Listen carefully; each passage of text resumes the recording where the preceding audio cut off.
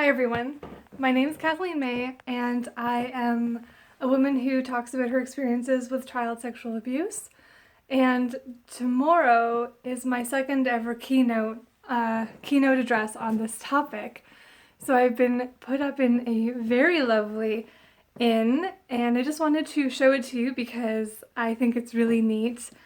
And then I'm gonna tell you a funny story that sort of humanizes me a bit because sometimes it feels like I have just completely changed in such a big way in such a short period of time, going from someone who, never left her apartment and dealt with severe depression and anxiety, and now someone who makes money speaking, and no, it's not exactly a career for me yet, but between that and writing and doing and assisting another amazing speaker, Nancy Osborne, and also working at the women's shelter, I have sort of some avenues that could really support this, especially when you have an amazing agency like Muskoka Parry Sound Sexual Assault Services, who has put on this DART conference, the Domestic Abuse Review Team, to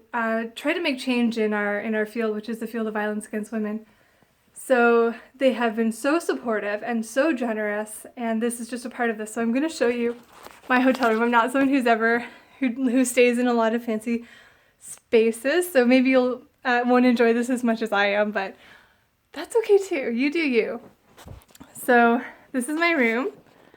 This is my lovely bed. See that green? Who doesn't love green?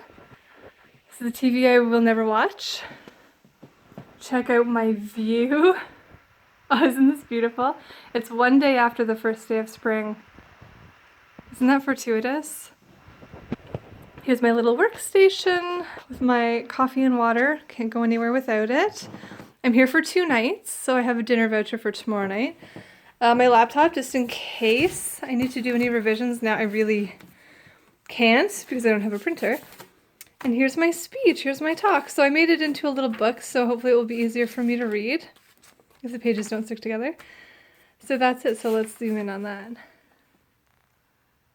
Cool.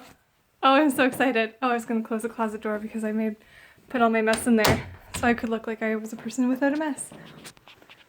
So here's my little, I'm playing to my little wine, coffee mocha wine for later. And winter boots, dress shoes, slippers.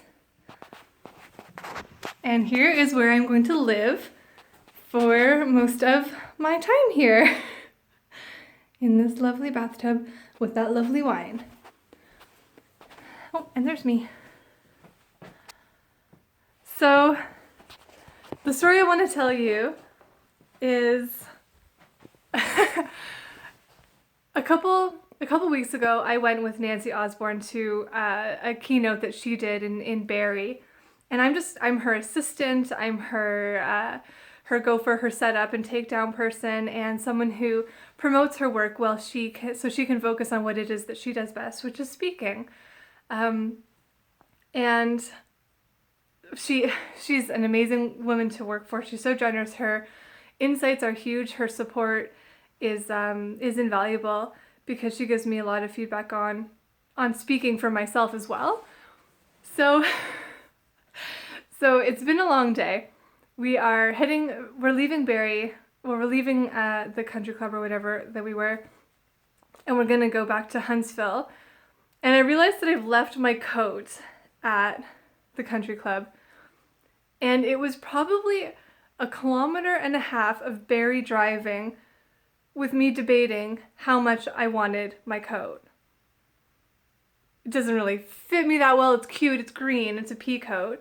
I don't really have anything quite like it, but it's not a great fit. It's several years old. I think it was used when I got it. Does it really fit my current style? All of this because I didn't want to ask her to turn around. And she's amazing. This woman has never made me feel hesitant to ask for anything in my life.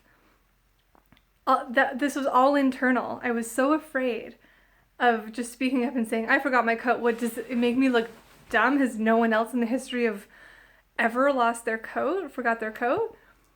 I don't know what it was. I just felt this huge fear, right?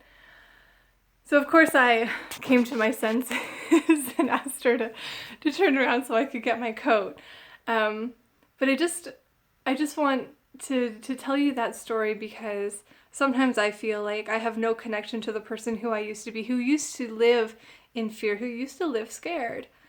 And then things like that happen and it reminds me, I used to feel that way all the time, so afraid to say anything. And a couple years ago, I probably would have let my coat go.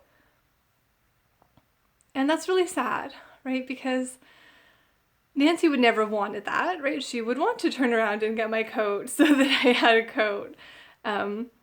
People want to support you. People want to hear your voice. People want to make sure that you feel safe and comfortable and happy and taken care of.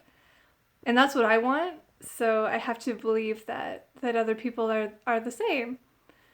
So I just think that's such a funny little story. And it's sort of like a look at me now, and yet look at me only a couple weeks ago.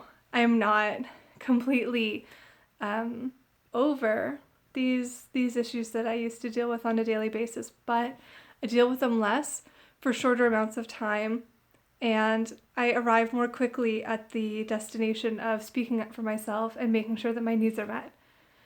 So thank you for watching this video. I hope you enjoyed it. I am really looking forward to speaking tomorrow morning. I'm going to go check out the hall and walk around and get a feel for it. So I will update you all when I can.